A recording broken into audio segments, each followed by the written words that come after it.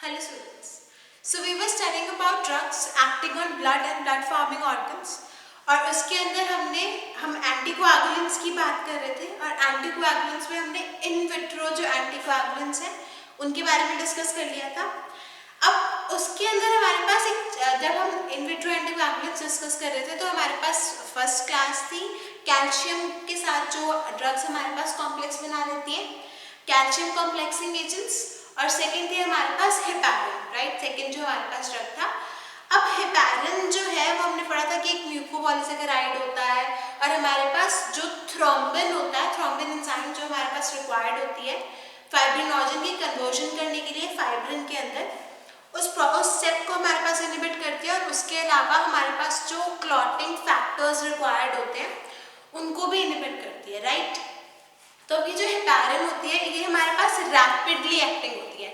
As soon as हमारे पास blood के अंदर हेपारिन जाती है तभी हमारे पास क्या हो जाता है, जो कोआगुलेशन का प्रोसेस है वो हमारे पास इनहिबिट हो जाता है। तो जो हेपारिन की वजह से ऐसा हो सकता है कि हमारे पास एक्सेसिव, अगर हमारे पास हेपारिन जो है उसकी ओवरडोज हो जाए और हमारे पास उस टाइम पे कोई इंजरी हो जाए तो हमारे पास एक्सेसिव ब्लीडिंग हो सकती है और जिसकी वजह से हमारे पास जो ब्लड लॉस है वो बहुत ज़्यादा हो सकता है। हेंस हमारे पास एक हेपारिन एंटागोनिस्ट अवेलेबल है। हेपारिन एंटागोनिस्ट होता है हमारे पास प्रोटामीन सल्फेट। प्रोटामीन सल्फेट को यूज करते हैं as a heparin antagonist. Basically ये क्या करता है, हमारे पास 1 मिलीग्राम ऑफ जो प्रोटामीन सल्फेट है वो 100 यूनिट्स ऑफ हेपारिन को न्यूट्रलाइज कर सकता है और इसी वजह से हमारे पास जो मैक्सिमम डोज हम प्रोटामीन सल्फेट की दे सकते हैं वो 50 मिलीग्राम्स है और हमेशा जनरली स्लोली हमारे पास इंजेक्शन दिए जाते हैं प्रोटामीन सल्फेट के इन दोज पेशेंट्स जिनके अंदर ब्लीडिंग हो रही है due to overdose of heparin.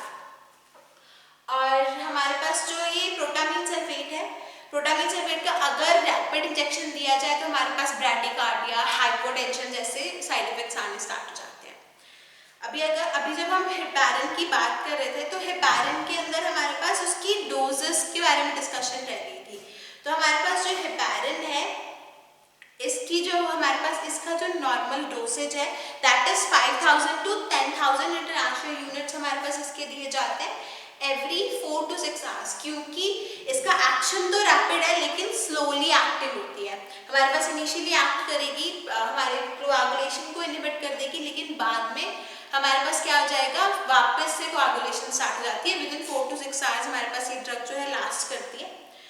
और उसके अलावा हमारे पास अब जो हेपारिन है, हेपारिन यूज कहाँ पे की जा रही थी, हेपारिन हमारे पास जो डीप वेन थ्रोम्बोसिस होता है, हमने भी थ्रोम्बोसिस डिस्कस किया था। थ्रोम्बोसिस क्या था, इन द केस हमारे पास जो थ्रोम्बोसिस जो कंडीशन आती है उसके अंदर क्या था कि जब किसी इंजरी के बिना या फिर किसी कट के बिना हमारे पास क्लॉट की फॉर्मेशन हो जाए वेन्स के अंदर, उस कंडीशन को हम बोलते हैं थ्रोम्बोसिस। और उसके अलावा हमारे पास जो पल्मोनरी एम्बोलिज्म होता है, थ्रोम्बोसिस जब हमारे पास लंग्स के अंदर हो जाता है उसको बोलते हैं पल्मोनरी एम्बोलिज्म। तो उसके केस में भी हमारे पास हेपारिन यूज किया जाता है। उसके अलावा मायोकार्डियल इन्फार्क्शन के अंदर भी हेपारिन यूज किया जाता है। अब हेपारिन के हमारे पास बहुत सारे सब्स्टिट्यूट्स अवेलेबल है। सब्स्टिट्यूट्स कौन कौन से हमारे पास, जैसे कि सल्फेटेड पॉलीसेकेराइड्स है। जैसे हेपारिन हमने पढ़ा कि म्यूकोपॉलीसेकेराइड है, तो सिमिलरली हमारे पास सिंथेटिकली हमने हेपारिन के सब्स्टिट्यूट्स जो हैं वो बना लिए। तो हेपारिन के सब्स्टिट्यूट्स के अंदर हमारे पास हेरोडिन आता है। हेरोडिन जो है वो हमारे पास लीच से एक्सट्रैक्ट किया जाता है और ये डायरेक्टली थ्रोम्बिन पे एक्ट करता है। और हमारे पास हेरोडिन जो है वो बायोटेक्नोलॉजिकल टेक्निक से हमने हेरोडिन की सिंथेसिस भी कर ली है। हेरोडिन जो होता है हमारे पास शॉर्ट एक्टिंग होता है और हम आईवी इन्फ्यूजन के थ्रू इसको दे सकते हैं। उसके अलावा हमारे पास बिविल्रुडिन है। बिविल्रुडिन जो है वो हमारे पास हेरोडिन का ही एनालॉग है लेकिन सेफर ड्रग है। उसके अलावा हमारे पास डिनापेरॉइड है। डिनापेरॉइड जो है वो हमारे पास हेपारिन का सब्स्टिट्यूट है, वो भी थ्रोम्बिन के ऊपर एक्ट करता है और हमारे पास अपना एंटीकोएगुलेंट इफेक्ट शो करता है। सो अब ये तो था हेपारिन जो अभी हमने डिस्कस करा, ये था हमारे पास कि पेरेंट्रल वर्जन में जब हम हेपारिन को यूज करते हैं तो उसके क्या क्या यूजेस होते हैं। अब नेक्स्ट आता है हमारे पास इन वीवो के केस में ओरल एंटीकोआगुलेंट्स। अब ओरल एंटीकोआगुलेंट्स के अंदर हमारे पास हमने जब क्लासिफिकेशन डिस्कस करी थी तो क्या था कि ओरल एंटीकोआगुलेंट्स या तो हमारे पास कोमरीन डेरिवेटिव्स होते हैं या फिर हमारे पास इंडेन डायोन डेरिवेटिव्स होते हैं, और हमारे पास जो इनका एक्शन है वो सिमिलर होता है हेपारिन के, लेकिन हमारे पास जो डिफरेंस है वो सिर्फ क्वांटिटेटिव डिफरेंस होता है। कोमरीन और इंडेन डायोन का जो इफेक्ट है वो हमारे पास सिमिलर है, लेकिन इनके अंदर फर्क क्या होता है हमारे पास कि इनका जो इफेक्ट है वो क्वांटिटेटिवली कि कितना हमारे पास एक्सटेंट तक इनका एक्शन आता है वो डिफरेंट होता है। अब मेन एडवांटेज हमारे पास हेपारिन के ऊपर जो ओरल एंटीकोएगुलेंट्स उनका क्या है कि ओरल एंटीकोएगुलेंट्स को हम ओरली दे सकते हैं, और उसके और डिसएडवांटेज क्या है कि हमारे पास जो इसका एक्शन है ओरल एंटीकोएगुलेंट्स हमारे पास है जो कोमरीन डेरिवेटिव्स और इंडेन डायोन डेरिवेटिव्स है, इनका हमारे पास जो एक्शन है वो हमारे पास थोड़ा सा डिले होके आता है, it takes some time for showing the action. तो इसलिए हमारे पास क्या किया जाता है, जनरली हेपारिन की पहले इनिशियल डोज दी जाती है और उसके बाद हेपारिन डिसकंटिन्यू करी जाती है जब हमारे पास एंटीकोएगुलेंट का इफेक्ट आना स्टार्ट हो जाता है। तो ओरल एंटीकोएगुलेंट्स का क्या होता है मैकेनिज्म ऑफ एक्शन। अब ओरल एंटीकोएगुलेंट सिर्फ हम इन वीवो के हमारे पास यूज कर सकते हैं, इन वीवो यानी कि इनसाइड द बॉडी यूज कर सकते हैं। अब बेसिक हमारे पास जो मैकेनिज्म ऑफ एक्शन है ओरल एंटीकोएगुलेंट्स का वो क्या है कि ओरल एंटीकोएगुलेंट हमारे पास जो विटामिन के होता है, विटामिन के की सिंथेसिस को इनहिबिट करते हैं। विटामिन के की सिंथेसिस को कैसे इनहिबिट करते हैं, अब विटामिन के का हमने क्या पढ़ा था रोल कि हमारे पास जो ये कोआगुलेशन के फैक्टर्स होते हैं, फैक्टर 2 होता है, फैक्टर 9 होता है, फैक्टर 11 होता है, तो ये जितने और फैक्टर 10 होता है, ये सारे जो फैक्टर्स हैं इनकी जो मैच्योरेशन होती है उसके लिए हमारे पास विटामिन के रिस्पॉन्सिबल होता है। उनकी जो फैक्टर्स जितने भी कोआगुलेशन फैक्टर्स हैं उनके प्रॉपर सिंथेसिस के लिए हमारे पास विटामिन के की जो रिक्वायरमेंट है वो रहती है। तो विटामिन के हमारे पास रोल प्ले करता है in the synthesis of various clotting factors. तो अब हमारे पास ये जो हमारी ओरल एंटीकोएगुलेंट्स है ये क्या करते हैं, विटामिन के का एक्शन जो है उसको इनहिबिट करते हैं। अब विटामिन के का एक्शन कैसे इनहिबिट करते हैं, हमारी बॉडी में विटामिन के जो होता है ये हमारे पास ऑक्सीडाइज हो जाता है विटामिन के इपॉक्साइड के अंदर। तो विटामिन के से विटामिन के इपॉक्साइड बन जाती है, और जब हमारे पास विटामिन के इपॉक्साइड बन जाती है तो उसको वापस रिड्यूस करवाना पड़ता है हमारे पास विटामिन के इपॉक्साइड रिडक्टेज से, जिसके हमारे पास विटामिन के की सिंथेसिस हो जाती है वापस।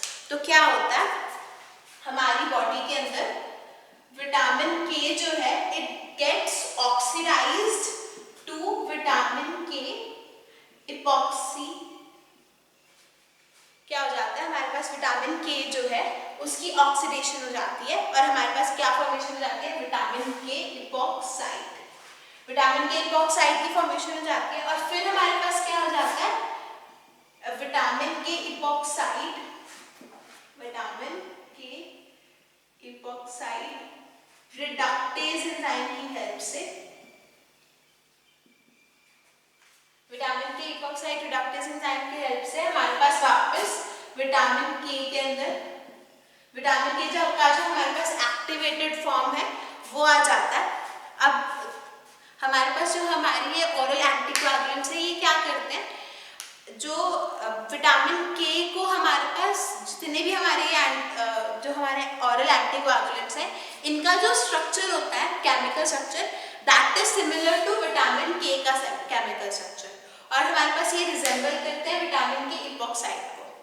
तो हमारे पास जो विटामिन के इपॉक्साइड रिडक्टेज एंजाइम है वो हमारे पास विटामिन के इपॉक्साइड के साथ बाइंड करने की जगह पे क्या हो जाता है, हमारी जो ओरल एंटीकोएगुलेंट्स हैं उनके साथ बाइंड कर जाते हैं, और जिसकी वजह से हमारे पास विटामिन के की सिंथेसिस नहीं होती, और विटामिन के जो है वो अपने ऑक्सीडाइज्ड फॉर्म के अंदर रहता है जो कि हमारे पास इनएक्टिव होता है। हमारे पास विटामिन के जो है वो अपनी इनएक्टिव स्टेट के अंदर नहीं आ पाता, जिसकी वजह से हमारे पास विटामिन के का एक्शन इनहिबिट हो जाता है, और विटामिन के जब हमारे पास इनहिबिट हो जाएगा तो हमारे पास क्या होता है,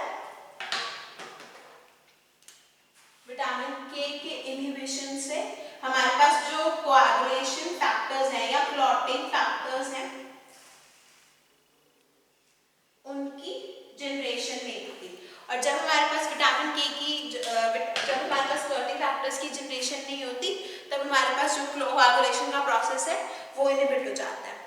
अब लेकिन हमारे पास जो ये एंटीकोआगुलेंट इफेक्ट है इसको शो करने के लिए ऑरल एंटीकोआगुलेंट्स को 2 to 4 डेज लगते हैं, क्योंकि हमारे पास जो already pre existing clotting factors है उसकी जो हमारे पास कंसंट्रेशन है उसको वापस डिक्रीज करने के लिए हमारे पास हमारी बॉडी 1 to 3 डेज देती है।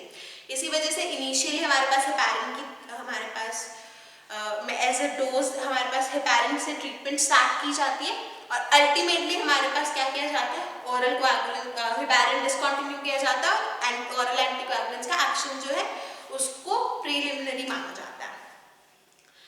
तो अब हमारे पास ADME क्या रहता है, जो हमारे ओरल एंटीकोआगुलेंट्स होते हैं उनका ओरल एंटीकोआगुलेंट्स जो होते हैं, अब हमारे पास मेजर जो डिफरेंस है वो फार्माकोकाइनेटिक डिफरेंट, हमने पहले ही बोला था कि क्वांटिटेटिव जो इफेक्ट है वो डिफरेंट रहता है कौमरिन्स का और इंटेंडाइन्स का। कौमरिन्स जो है ये हमारे पास गट से इनकम्प्लीटली एब्जॉर्ब होते हैं, प्लाज्मा प्रोटीन के साथ बाइंड कर जाते हैं, प्लासेंटल बैरियर को क्रॉस कर जाते हैं और हमारे पास मिल्क के अंदर सिक्रीट होते हैं और उसके अलावा हमारे पास मेटाबोलाइज हो जाते हैं लिवर के अंदर। अब क्या क्या प्रेपरेशंस और डोजेस आती है हमारे पास in the case of oral anticoagulant. सबसे पहले हमारे पास वारफेरिन सोडियम आता है। अब वारफेरिन सोडियम के केस में हमारे पास वारफेरिन सोडियम जो है ये मोस्ट पॉपुलर हमारे पास एंटीकोआगुलेंट है। अब इसके अंदर हमारे पास ये हमारा ड्रग ऑफ चॉइस, अगर किसी को हमने ओरल एंटीकोआगुलेंट्स देने हैं तो हम वारफेरिन सोडियम देते हैं। अब ये जो ड्रग है ये हमारे पास रैपिडली और कम्प्लीटली एब्जॉर्ब हो जाती है, लेकिन वारफेरिन जो है वो 99% ड्रग हमारे पास प्लाज्मा बाउंड होती है और इसलिए हमारे पास इसका जो एक्शन है वो तब ये जो वारफेरिन है ये हमारे पास बहुत सारी ड्रग्स जो है उसको डिस्प्लेस कर देती है और जिसकी वजह से हमारे पास वारफेरिन जो है बहुत सारी ड्रग्स के साथ हमारे पास कॉन्ट्राइंडिकेटेड होती है और हमारे पास ड्रग ड्रग इंटरैक्शंस आती हैं वारफेरिन के साथ, क्योंकि इसकी जो प्लाज्मा प्रोटीन के साथ बाइंड करने की एबिलिटी है वो in comparison to other drugs बहुत ज़्यादा होती है। और वारफेरिन हमारे पास लिवर के अंदर मेटाबोलाइज हो जाती है और यूरिन के अंदर एक्सक्रीट हो जाती है। अब जो हमारे पास ड्यूरेशन ऑफ एक्शन होता है वारफेरिन का that is 4 to 7 days. Initially हमारे पास वारफेरिन की लोडिंग डोज दी जाती है 30 मिलीग्राम की और आफ्टर दैट हमारे पास जब हमारे पास एक्शन आना स्टार्ट हो जाता है एंटीकोआगुलेंट तब हमारे पास 2.5 to 10 मिलीग्राम की डोज दी जाती है। अब उसके अलावा हमारे पास नेक्स्ट जो ड्रग आती है दैट इज डाइकोमोरॉल। अब डाइकोमोरॉल जो है ये हमारे पास स्लोली एब्जॉर्ब होती है लेकिन कम्प्लीटली एब्जॉर्ब हो जाती है। इसका भी हमारे पास 4 to 7 डेज के अंदर इफेक्ट आता है। लोडिंग डोज जो है वो 200 मिलीग्राम यूज होती है 2 डेज के लिए और मेंटेनेंस डोज जो है वो 50 to 100 मिलीग्राम होती है। अब उसके अलावा हमारे पास एसिनोकोमोरॉल यूज की जाती है। एसिनोकोमोरॉल जो है इसका जो ड्यूरेशन ऑफ एक्शन है वो 2 to 3 डेज रहता है और लोडिंग डोज जो है इसकी 10 to 20 मिलीग्राम रहती है और मेंटेनेंस हमारे पास 2 to 10 मिलीग्राम तक रहती है। अब नेक्स्ट आता है हमारे पास इंडेन डायन डेरिवेटिव्स। अब इंडेन डायन डेरिवेटिव्स के अंदर हमारे पास जो मेन ड्रग है दैट इज फेनिडाइन।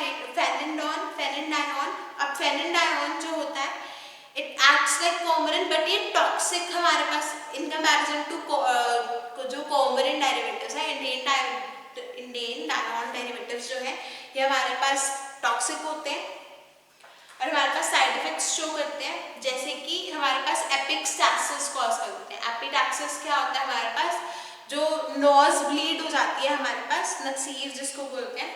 तो अब ओरल एंटीकोआगुलेंट्स है हमारे पास ये क्या कर देंगे, हमारे पास ब्लीडिंग कॉज करवा देंगे, तो इसकी वजह से हमारे पास एपिक्टाक्सिस हो सकता है। और उसके अलावा हमारे पास हेमाटूरिया कॉज कर सकता है, इंटरनल हमारे पास जीआईटी में ब्लीडिंग कर सकता है। अब हमारे पास जो ये ओरल एंटीकोआगुलेंट्स है ये यूज कहाँ पे किए जाते हैं। अब वन ऑफ द थिंग जो हमारे पास ध्यान में रखनी है कि जो ये ओरल एंटीकोआगुलेंट्स है ये हमारे पास जो प्री एग्जिस्टिंग क्लॉट्स हैं उसको डिसॉल्व नहीं करते, लेकिन जो हमारे पास न्यूअर क्लॉट्स हैं उनकी फॉर्मेशन को हमारे पास स्टॉप करते हैं। तो हमारे पास इनको जब हम यूज करते हैं ओरल एंटीकोआगुलेंट्स को तो हम पहले हेपारिन देते हैं।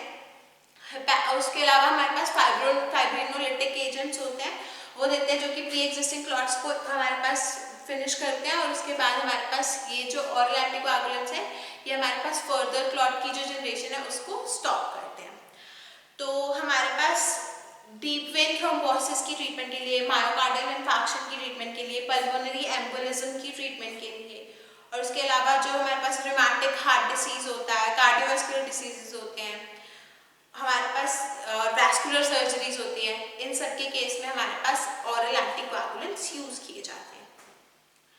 अब नेक्स्ट आता है हमारे पास कोएगुलेंट्स। अब कोएगुलेंट्स हमारे पास क्या होते हैं? Coagulants are the agents which help in the clotting of blood। तो अगर ड्यू टू सम रीजन कुछ पेशेंट्स के अंदर हमारे पास क्लॉटिंग फैक्टर्स की डेफिशिएंसी होता है, तो उन पेशेंट्स के अंदर हम कोएगुलेंट्स देते हैं।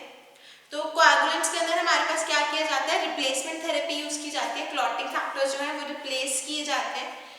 अब हमारे पास क्लॉटिंग फैक्टर्स का जो मेजर और सबसे गुड सोर्स है दैट इज फ्रेश ब्लड, यानी कि जिस पेशेंट के अंदर हमारे पास क्लॉटिंग फैक्टर्स की डेफिशिएंसी है उस पेशेंट के अंदर क्या किया जाए, हमारे पास किसी और पेशेंट से ब्लड ट्रांसफ्यूज करवाया जाए, और हमारे पास ब्लड ट्रांसफ्यूज होने के बाद फ्रेशर ब्लड जब जाएगा उसके अंदर क्लॉटिंग फैक्टर्स प्रेजेंट होंगे।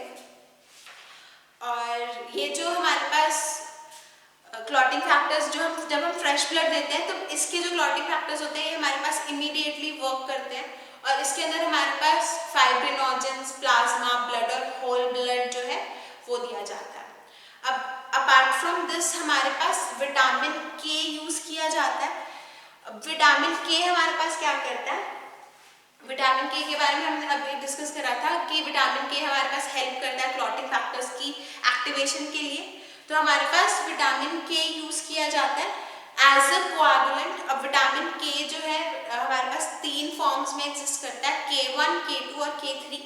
K1 जो है ये हमारे पास फाइटोनाडायन की फॉर्म में एग्जिस्ट करता है। K2 जो है ये मीनाक्विनोन्स होता है, K3 जो है ये मीनाडायन होता है। अब K3 या मीनाडायन हमारे पास मेजर ड्रग जो हमारे पास ड्रग ऑफ चॉइस यूज की जाती है एज अ कोएगुलेंट वो आती है। It is a synthetic drug, lab में हमने सिंथेसाइज करा है विटामिन के, और इसके अंदर हमारे पास वाटर सॉल्युबल डेरिवेटिव होता है। और विटामिन के जो है हमारे पास ग्रीन लीफी वेजिटेबल्स से मिलता है, और हमारे पास विटामिन 2 जो हमारे पास फैक्टर्स हैं 2, 8, 7, 9, 10 और 11, इनकी जो हमारे पास सिंथेसिस होती है इनके अंदर हमारे पास यूज किया जाता है विटामिन के।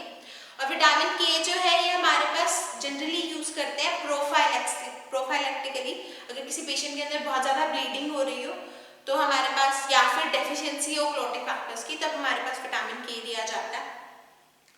और उसके अलावा हमारे पास मिसलेनियस एजेंट्स के अंदर एड्रीनोक्रोम मोनोसेमीकार्बाजोन एक ड्रग आती है। ये क्या करती है? जो कैपिलरी की फ्रेजिलिटी होती है उसको रिड्यूस कर देती है, और जो ऊजिंग होती है उसको हमारे पास कंट्रोल करती है। जब किसी बहुत छोटी सी चोट लगती है तो हमारे पास ऊज करता है ब्लड, तो उसको कंट्रोल करने के लिए हम एड्रीनोक्रोम मोनोसेमीकार्बाजोन देते हैं। अब नेक्स्ट आता है हमारे पास एजेंट्स हीमोस्टैटिक्स। अब हमने हीमोस्टैसिस के बारे में पढ़ा था प्रीवियस लेक्चर के अंदर। हीमोस्टैसिस क्या था? हीमोस्टैसिस is the process which helps in the arresting of bleeding, right? तो ब्लीडिंग को अरेस्ट करने के लिए जो प्रोसेस हमारी बॉडी में वर्क करता है वो होता है हीमोस्टैसिस। और हीमोस्टैसिस के लिए हमारे पास जो एजेंट्स हैं, जो एजेंट हमारे पास ब्लीडिंग को लोकल और अप्रोचेबल एरियाज से हमारे पास डिक्रीज करवाते हैं, उन एरियाज को हम बोलते हैं लोकल हीमोस्टैटिक्स। अब लोकल हीमोस्टैटिक्स के अंदर हमारे पास कौन सी ड्रग्स यूज की जा सकती हैं?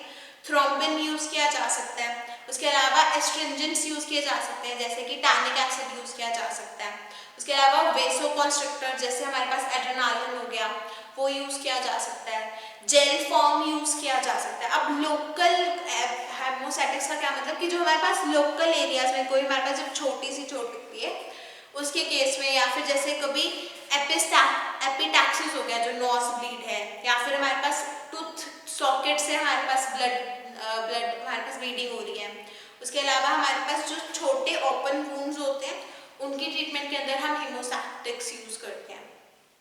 अब हीमोस्टैटिक्स के अलावा हमारे पास एक ड्रग्स आती हैं इसी चैप्टर के अंदर विच आर फाइब्रिनोलाइटिक्स। अब फाइब्रिनोलाइटिक्स क्या होते हैं हमारे पास? ऐसे एजेंट्स जो प्री एग्जिस्टिंग क्लॉट्स को हमारे पास फिनिश करने में या डिग्रेड करने में हेल्प करें, उन एजेंट्स को हम बोलते हैं फाइब्रिनोलाइटिक्स या थ्रोम्बोलिटिक्स।